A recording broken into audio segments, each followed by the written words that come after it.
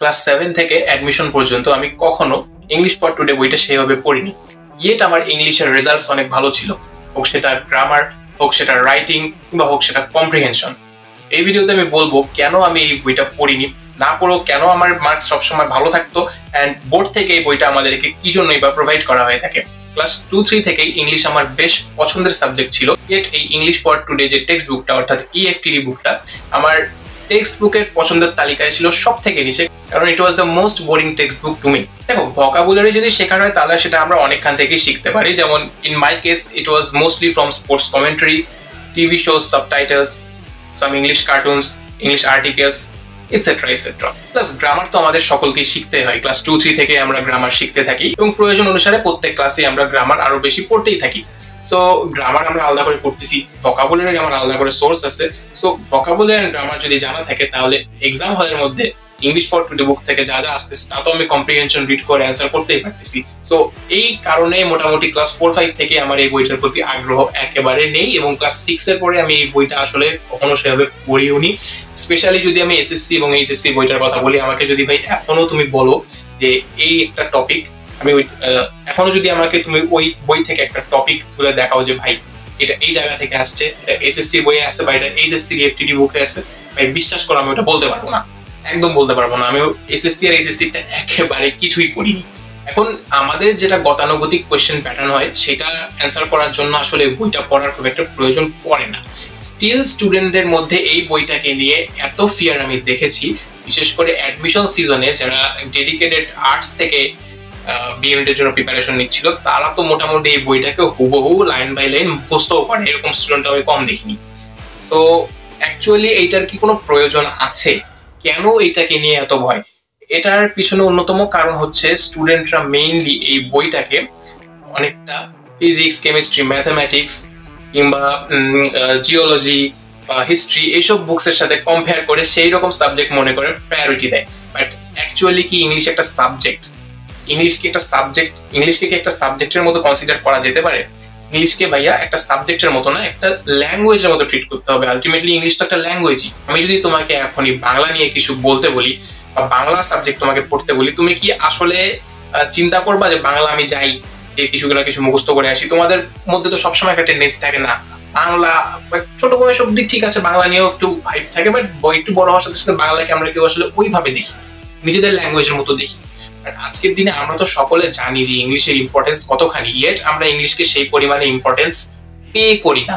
And যেহেতু আমরা ইংলিশকে সেই পরিমাণে ইম্পর্টেন্স পে করি না, বোর্ড থেকে আমাদেরকে এই বইটা ওই জন্যই দেওয়া হয়। যেহেতু আমরা কোনো আর্টিকেলস পড়তেছি না, ইংলিশের স্কিল ডেভেলপ করতেছি না, কমিউনিকেশন স্কিল বাড়াচ্ছি না, কিছুই আমরা স্কিল ডেভেলপ করতেছি না, সেহেতু বোর্ড থেকে আমাদেরকে একটা বই দেওয়া হয় যেন আমরা সেটার উপর কিছুটা সময় দিয়ে হলেও একটা বেসিক, একটা মিনিমাম লেভেলের একটা ইংলিশ যে নিজেদের মধ্যে ডেভেলপ করি। অর্থাৎ বোর্ড থেকে এটাকে জাস্ট একটা রেফারেন্স বুক হিসেবে দেওয়া হয়, নাথিং মোর দ্যান দ্যাট। এখন একটা রেফারেন্স বুক হিসেবে এতে কি কি আছে? এতে অ্যাকচুয়ালি গ্রামার আছে, এতে রিডিং কম্প্রিহেনশনস আছে, এতে কমিউনিকেশন আইডিয়াসও দেওয়া আছে। But the most important thing কি জানো? এই বইটা কাইন্ডা লাইফলেস ফিল হয়।